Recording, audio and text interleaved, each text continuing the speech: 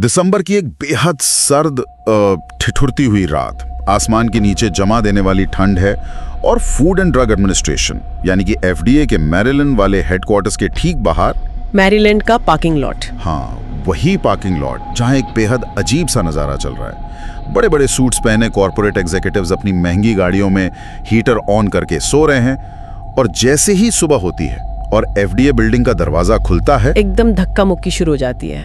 बिल्कुल, लोग अचानक एक दूसरे को धक्के मारने लगते हैं। मतलब ये किसी नए आईफोन के लिए लाइन नहीं थी, ना ही किसी रॉक कॉन्सर्ट की टिकट लेने की भीड़ थी। सही कहा, ये मुनाफे की एक ऐसी अंधी दौड़ थी जिसने दुनिया भर के मरीजों की जान को सीधे तौर पर दांव पर लगा दिया था। तो इस गहरी चर्चा में आप सभी का स्वागत है। आज हम बॉटल ऑफ लाइज किताब के उस चैप्टर पर बात कर रहे हैं जिसका नाम है द गोल्ड रश। और इस चैप्टर की तह तक जाना इसलिए भी जरूरी है क्योंकि हमारे पास जो दस्तावेज हैं, जो नोट्स हैं, वो सस्ती दवाओं के नेक इरादों से शुरू हुई एक ऐसी कहानी बताते हैं जो अंत में एक भयानक कवर अप में बदल गई। जैसे कि हमारी कोशिश रहती है कि हम ऐसी छुपी हुई कहानियों पर मेक इन डिटेल्स पॉडकास्ट बनाएं, यानी हर पहलू को गहराई से समझें। तो चलिए इस कहानी की शुरुआत उस पार्किंग लॉट से थोड़ा पहले से करते हैं, क्योंकि इस सारे बवाल की जड़ें एक बेहद गुप्त मिशन में छुपी हैं। तारीख थी 17 अगस्त 2002। दिल्ली के इंदिरा गांधी इंटरनेशनल एयरपोर्ट से रनबैक्सी कंपनी का एक एग्जीक्यूटिव लगभग 16 घंटे की लंबी फ्लाइट लेकर न्यूयॉर्क, न्यू जर्सी पहुंचता है। और इसके पास कपड़ों से ज्यादा कुछ और था। उस लगेज में 3-3 इंच मोटे 5 बाइंडर्स थे, जिन्हें इंडस्ट्री की भाषा में जैकेट कहते हैं ना। हाँ, जैकेट्स। इन 5 बाइंडर्स के अंदर एब्रिविएटेड न्यू ड्रग एप्लीकेशन, जिसे एंडा कहते हैं, उसका ढेर सारा डेटा मौजूद था। अच्छा। तो जब ये एग्जीक्यूटिव न्यू जर्सी पहुंचता है तो प्रिंसटन में रैनबैक्सी के कॉर्पोरेट हेडक्वार्टर्स में एक टीम पहले से तैयार बैठी थी। अच्छा। इस टीम का नेतृत्व अभा पंत कर रही थी, जो उस वक्त रैनबैक्सी की अकेली महिला थी जो टॉप एग्जीक्यूटिव रैंक पर थी। बिल्कुल। अभा और उनकी टीम ने इन 5 बाइंडर्स के कच्चे नेटा को रात भर बैठकर तब्दील किया और आप यकीन नहीं करेंगे, सुबह होते होते ये कच्चा डेटा 17 अलग अलग वॉल्यूम्स में और लगभग 7,500 पन्नों की एक विशाल एप्लीकेशन में बदल चुका था। बाप रे, 7,000 पन्ने एक रात में! ये तो किसी मिलिट्री ऑपरेशन या किसी हॉलीवुड हाइस्ट जैसा लगता है। एकदम वैसा ही माहौल था। पर आखिर इस एप्लीकेशन के जरिए रैनबैक्सी निशाना किस चीज पर साध रही थी? मतलब टारगेट क्या था? निशाना छोटा मोटा नहीं था। इनका टारगेट थी फाइजर कंपनी की सबसे ज्यादा बिकने वाली दवाई लिपिटोर। कोलेस्ट्रॉल वाली दवाई। हाँ, लिपिटोर उस वक्त पूरी दुनिया में पहली ऐसी दवाई थी जो साल का $10 बिलियन का बिजनेस कर रही थी। जरा सोचिए इस आंकड़े के बारे में। $10 बिलियन? सिर्फ अमेरिका में उस वक्त करीब 1.1 करोड़ लोग यानी 11 मिलियन अमेरिकन अपने दिल की बीमारियों से बचने के लिए पूरी तरह इस एक दवाई पर निर्भर थे। और इसका खर्चा भी तो आम आदमी की कमर तोड़ने वाला था। जिसके पास इंश्योरेंस नहीं है उसके लिए साल का $800 सिर्फ एक दवाई पे खर्च करना कोई छोटी बात थोड़ी है। यही वजह थी कि फाइजर लिपिटोर के पेटेंट को किसी भी कीमत पर बचाना चाहता था। पर 19 अगस्त 2002 को अभा पंत की टीम ने मैरीलैंड में एफडीए के कैंपस में ये सारी फाइल जमा कर दी। और इसके बाद जो भूकंप आया होगा उसकी आहट तो सीधे फाइजर के हेडक्वार्टर्स में सुनाई दी होगी। बिल्कुल। फाइजर के सीनियर पेटेंट अटॉर्नी थे जेफरी मायर्स। जब उन्हें ये नोटिस मिला तो वो पूरी तरह दंग रह गए। दंग क्यों नहीं रहेंगे? लिपिटोर का पेटेंट तो 2011 तक सुरक्षित था ना। सही बात है। और उन्हें जो नोटिस मिला उसे कानूनी भाषा में पैराग्राफ 4 सर्टिफिकेशन कहते हैं, यानी एक जेनेरिक कंपनी खुलेआम आपके पेटेंट को इनवैलिड ठहरा रही है और लॉसूट की चुनौती दे रही है। पर मायर्स की चौंकने की एक और वजह थी, जहां तक मुझे याद है। उन्हें उम्मीद थी कि कोई आएगा, पर रनबैक्सी नहीं। एग्जैक्टली। उन्हें लगता था कि अगर चुनौती आएगी तो टेवा, माइलिन या सेंडोज जैसी दुनिया की बड़ी जेनेरिक कंपनी से आएगी। उन्होंने सपने में भी नहीं सोचा था कि कोई इंडियन कंपनी आएगी जिसे वो ठीक से जानते तक नहीं थे। एक CNN रिपोर्टर ने तो इसे डेविड वर्सेस गोलायत का नाम दे दिया था। ओके, लेट्स अनपैक दिस थोड़ा सा। ये वही बात हुई कि एक विशाल ओशन लाइनर जैसे जहाज यानी फाइजर को एक छोटी सी पायरेट बोट चैलेंज कर रही है। पर यह चैलेंज सिर्फ कानूनी नहीं था, है ना, इसमें साइंस का भी बहुत बड़ा पेच था। हाँ, लिपिटोर को कॉपी करना कोई आम बात नहीं थी। फाइजर इसे आइलैंड के एक बेहद विशाल प्लांट में बनाता था, जहां जगह जगह लिखा होता था गार्डिंग फाइजर क्वालिटी। तो इस दवाई में ऐसा क्या खास था? इसका जो एक्टिव इंग्रेडिएंट था ना, एटोरवास्टेटिन कैल्शियम, फाइजर इसे क्रिस्टलाइन फॉर्म में बनाता था। क्रिस्टलाइन फॉर्म एक ठोस स्ट्रक्चर होता है, जैसे नमक या चीनी के दाने। ये फॉर्म जल्दी खराब नहीं होता, इजीली स्टोर हो जाता है। हाँ, पर रैनबैक्सी ने एफडीए से कहा कि हम इसका अमॉर्फस फॉर्म बनाएंगे। अमॉर्फस मतलब पाउडर जैसा? जी, जिसका कोई तय आकार नहीं होता। अमॉर्फस फॉर्म जल्दी घुलता जरूर है, लेकिन वो बेहद अनस्टेबल होता है। हवा या गर्मी लगते ही खराब हो सकता है। फाइजर के साइंटिस्ट बरसों तक इसे बनाने की कोशिश करके हार चुके थे। Wait really? तो रनबैक्सी दावा कर रही थी कि उन्होंने वो कर दिखाया जो फाइजर की अरबों डॉलर की R&D टीम नहीं कर पाई। उन्होंने कहा कि वो इसे टैबलेट्स के बजाय कैप्सूल्स में देंगे ताकि दवा सेफ रहे। पर यहाँ मेरे दिमाग में एक सबसे बड़ा सवाल आता है, एक छोटी सी कंपनी में इतना महंगा रिस्क लेने का, इतना बड़ा मुकदमा झेलने का हौसला आया कहाँ से? इस हौसले के पीछे दवाई की कोई लैब नहीं, बल्कि अमेरिका का एक कानून था, जिसके बारे में समझने के लिए हमें 1984 में जाना पड़ेगा, जहां से इस जेनेरिक इंडस्ट्री की शुरुआत हुई। क्योंकि 1984 से पहले तो हालात वैसी बहुत खराब थे। अगर पेटेंट खत्म भी हो जाए तो नए जेनेरिक वर्जन्स लाना आसान नहीं था। बिल्कुल नहीं। उस वक्त जेनेरिक कंपनी को पूरा प्रोसेस जीरो से शुरू करना पड़ता था।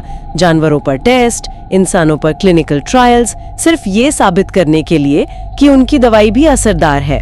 मतलब दवाई 50 साल से मार्केट में हो, सबको पता है वो सेफ है, एकदम। फिर भी पहिया दोबारा आविष्कार करो, ये तो पैसे की निरा बर्बादी हुई।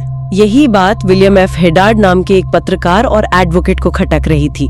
उन्हें पता था आम लोग इस चक्कर में महंगी दवाइयां लेने को मजबूर हैं, तो उन्होंने कंजर्वेटिव रिपब्लिकन सेनेटर ऑरेन हैच और डेमोक्रेटिक कांग्रेसमैन हेनरी वैक्समैन के साथ मिलकर एक बड़ी मुहिम शुरू की। और इसका नतीजा था 1984 का हैच वैक्समैन एक्ट। एकदम सही। इस कानून ने खेल ही बदल दिया। अब जेनेरिक कंपनीज को लंबे ट्रायल्स नहीं करने थे, उन्हें सिर्फ बायो इक्विवेलेंस साबित करनी थी। अगर इसको एक एनोलॉजी से समझें तो मतलब आपको किसी टॉप शेफ की ओरिजिनल रेसिपी शुरू से इन्वेंट नहीं करनी। आपको बस एफडीए को यह दिखाना है कि आपकी बनाई सस्ती डिश बिल्कुल वही असर देती है जो ओरिजिनल वाली देती है। सटीक उदाहरण है। पर यहाँ एक दिक्कत थी। प्रोसेस आसान हो गया, पर फाइजर जैसी ब्रांड नेम कंपनीज अपने पेटेंट ऐसे ही थोड़ी छोड़ देंगी। वो तो तुरंत लॉसूट्स करेंगी। हाँ, और इन छोटी जेनेरिक कंपनीज के पास शुरू में कोर्ट्स के चक्कर काटने का पैसा कहाँ से आएगा? वही तो। इसीलिए कानून लिखने वालों ने एक जैकपॉट इनाम रखा, और इस इनाम का नाम था फर्स्ट टू फाइल इंसेंटिव। अच्छा, ये वही चीज है जिसने पूरी इंडस्ट्री में आग लगाई? हाँ, कानून में तय हुआ कि जो कंपनी सबसे पहले एप्लीकेशन जमा करेगी, ANDA फाइल करेगी, उसे 6 महीने तक उस जेनेरिक दवाई को अकेले बेचने का एक्सक्लूसिव अधिकार मिलेगा। सिर्फ 6 महीने का? सुनने में छोटा लगता है, पर मुनाफे के लिहाज से ये किसी सोने की खान से कम नहीं था। 6 महीने तक आपका कोई जेनेरिक कॉम्पिटिटर नहीं होगा। आप सीधे ब्रांड नेम का मार्केट खा जाएंगे। ओह वाओ, ये तो रातों रात $1 बिलियन का खेल हो गया। पर इससे कानून का मकसद तो भटक गया ना। प्रेसिडेंट रोनाल्ड रेगन ने जब इस पर साइन किया था तो मकसद बुजुर्गों को सस्ती दवाई देना था। वही सबसे बड़ी ट्रेजेडी है। इरादा नेक था, लेकिन इस इनाम ने अनजाने में एक ऐसी अंधी दौड़ शुरू कर दी जहां पेशेंट की चिंता सेकेंडरी हो गई और सबसे पहले एप्लीकेशन जमा करना प्रायोरिटी बन गई। और यही पागलपन हमें वापस उस ठिठुरती हुई रात में एफडीए के पार्किंग लॉट तक ले आता है। मतलब अगर सिर्फ पहले आने वाले को इनाम मिलेगा तो लैबोरेटरी की जगह लोग बिल्डिंग के बाहर टेंट लगाकर तो बैठेंगे ही। बिल्कुल। रैनबैक्सी के ही एक फॉर्मर सीनियर वीपी थे, जय देशमुख। उन्होंने बड़ा साफ कहा था कि फर्स्ट टू फाइल ने एक फ्रेंजी पैदा कर दिया था। उनके शब्दों में मिनट्स मैटर्ड। मिनट्स यानी एक मिनट का हिसाब। हाँ, और 23 दिसंबर 2002 की उस रात में यही हुआ था। एफडीए पार्किंग लॉट में रैनबैक्सी, टेवा, माइलिन और बार के नुमाइंदे कैंप लगाकर बैठे थे। वो प्रोविजिल नाम की दवाई का एप्लीकेशन जमा करने के इंतजार में थे। नींद की दवाई, राइट? हाँ, स्लीपीनेस के खिलाफ। वहाँ कुछ लोग अपनी गाड़ियों में सोए, ठंड इतनी थी, और जैसे ही सुबह दरवाजे खुले, वही हुआ। माइलिन की एक महिला कर्मचारी ने फिजिकल धक्का दिया, रैनबैक्सी के एग्जीक्यूटिव को रास्ते से हटाकर खुद पहला स्थान हासिल कर लिया। और लिपिटर वाली अभा पंत भी वहाँ थीं, जिन्हें आखिर में दूसरे स्थान से संतोष करना पड़ा। हालांकि एफडीए सिर्फ उन एप्लीकेशंस को मानता था जो सब्सटैंशियली कंप्लीट हों, लेकिन ये टेंट्स लगाना, मारपीट करना, आखिर एफडीए कब तक ये सब झेलता है? उन्हें 2003 में नियम बदलने ही पड़े। उन्होंने तय किया कि एक दिन में फाइल होने वाली सभी एप्लीकेशंस को शेयर्ड एक्सक्लूसिविटी दी जाएगी ताकि ये लायबिलिटी और सेफ्टी कंसर्न खत्म हो। पर नशा तो चढ़ चुका था। रनबैक्सी ने अपना गरुड़ा विजन लॉन्च कर दिया था, हिंदू पौराणिक पक्षी गरुड़ा के नाम पर। लक्ष्य था 2015 तक यूएसए में $1 बिलियन का मुनाफा। पर यहां मेरा एक जरूरी सवाल है, here's where it gets really interesting. अगर दवाई बनाने वाली टॉप कंपनीज का आधा ध्यान पार्किंग लॉट में धक्का देने और लॉयर्स को पैसे देने में है, तो पीछे लेबोरेटरी में आखिर दवा की क्वालिटी चेक कौन कर रहा था? ये तो बिल्कुल वाइल्ड वेस्ट बन चुका था। आपने एकदम सही पॉइंट पकड़ा है। जब पहले आने की चाहत सेफ्टी से ऊपर हो जाती है ना, तो नतीजे बेहद भयानक होते हैं। जब टारगेट मील का पत्थर बन जाए तो लोग शॉर्टकट्स लेते हैं, और यही घटना बोका रेटन, फ्लोरिडा में हुई। मई 2003 की बात है। हाँ, मई 2003। रैनबैक्सी के टॉप एग्जीक्यूटिव्स, जिनमें सीईओ डीएस ब्रार और आरएनडी डायरेक्टर रश्मि बारभाया थे, उनकी वहां मीटिंग होती है। मुद्दा थी एक दवाई जिसका नाम था सोट्रेट, जो कि रोश कंपनी की एंटी एक्ने दवाई एक्यूटिन का जेनेरिक वर्जन थी। सही कहा। सोट्रेट का लॉन्च रैनबैक्सी के $5 बिलियन के टारगेट के लिए बेहद जरूरी था, लेकिन उनकी दवाई लेबोरेटरी में फेल हो रही थी। और इस बारे में उस वक्त फॉर्मुलेशन हेड राजीव मालिक ने एग्जीक्यूटिव्स को क्या जवाब दिया? मालिक तो अपने फील्ड के हुडीनी माने जाते थे, राइट? हाँ, उन्हें लगता था मालिक कोई ना कोई रास्ता निकाल लेंगे। पर मालिक ने मीटिंग में साफ कह दिया, this is not a quick fix problem, I don't have a magic wand. मतलब मेरे पास कोई जादू की छड़ी नहीं है। तो एक्चुअली साइंस के लेवल पर प्रॉब्लम क्या आ रही थी उस दवाई में? दिक्कत कमर्शियल स्केल पर आ रही थी। लैब में सब ठीक था, लेकिन जब बड़ी मशीन्स में बनाया गया तो जेलेटिन कैप्सूल आसपास की ऑक्सीजन के संपर्क में आते ही एक रिएक्शन करने लगा। रिएक्शन? हाँ। कैसा रिएक्शन? जेलेटिन कठोर हो जाता था और दवा घुलती नहीं थी बॉडी में। अगर दवा घुलेगी नहीं तो असर क्या करेगी? पर बात सिर्फ असर ना करने की नहीं थी, है ना? इस दवा पर तो एफडीए का ब्लैक बॉक्स वार्निंग था। ये कितना डेंजरस था? बेहद खतरनाक। अगर कोई प्रेग्नेंट महिला इसे खा ले तो आने वाले बच्चे में बर्थ डिफेक्ट्स होने का भारी खतरा था, और टीनेजर्स में तो सुसाइडल टेंडेंसीज यानी आत्महत्या के ख्याल पैदा होने का डर था। बाप रे, ये तो लिटरल जहर बन सकती थी अगर ठीक से डिसॉल्व ना हो तो। एफडीए के नियम तो यही कहते होंगे कि ऐसी सिचुएशन में दवाई तुरंत मार्केट से वापस लो और सच बताओ। बिल्कुल, उन्हें सच बताना चाहिए था, पर उन्होंने अपना टारगेट और पैसा चुना। एफडीआई और रेगुलेटर से झूठ बोलने का फैसला किया गया। डीएस ब्रार ने बाद में दावा किया कि उन्होंने शॉर्टकट के लिए नहीं कहा था। पर दस्तावेज कुछ और ही कहते हैं। मुझे वो मीटिंग के बाद वाली रिपोर्ट याद आ रही है। हाँ, बोका रेटन मीटिंग के ठीक बाद एक सोट्रेट इन्वेस्टिगेशन रिपोर्ट तैयार हुई थी और उसे न्यू जर्सी में अभा पांट के ऑफिस में फाइल किया गया।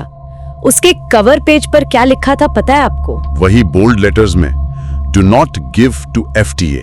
Do not give to FDA, एकदम साफ शब्दों में एफडीए को किसी हालत में मत देना। ये सेंटेंस पूरी इंडस्ट्री के चेहरे से नकाब उतार देता है। सही में, अगर आप इसको बड़े पैमाने पर देखें, जिस हैचबैक्समैन एक्ट ने लोगों की भलाई के लिए सस्ती दवाओं का रास्ता खोला था, उसी के उस फर्स्ट टू फाइल इनाम ने इस कॉर्पोरेट कल्चर को इतना जहरीला बना दिया कि दवा बनाने वाले मरीज की जान और कानून दोनों को धोखा देने को तैयार थे।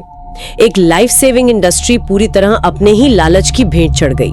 तो इस विश्लेषण में हमने देखा कि लिपिटर जैसी बड़ी दवाई को टक्कर देने की एक छोटी कंपनी की शुरुआती कोशिश कैसे बदल गई।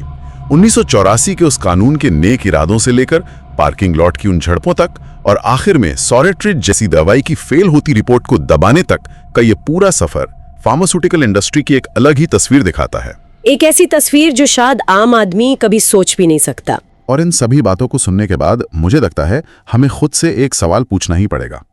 अगर किसी सिस्टम को बनाया गया था मोनोपोली तोड़ने और आम आदमी तक सस्ती दवाई पहुंचाने के लिए, पर वही सिस्टम अगर दवाई बनाने वालों को टेस्टिंग में हेराफेरी करने पर मजबूर कर दे, तो जब अगली बार आप दवा का पत्ता खोलकर एक जेनेरिक गोली खाएंगे तो आप ये कैसे तय करेंगे कि वो दवाई सच में आपका इलाज है या फिर मुनाफे के उस चक्कर में बनाया गया एक भयानक समझौता है? ये सोचने वाली बात है और डर लगता है इस बारे में सोचकर।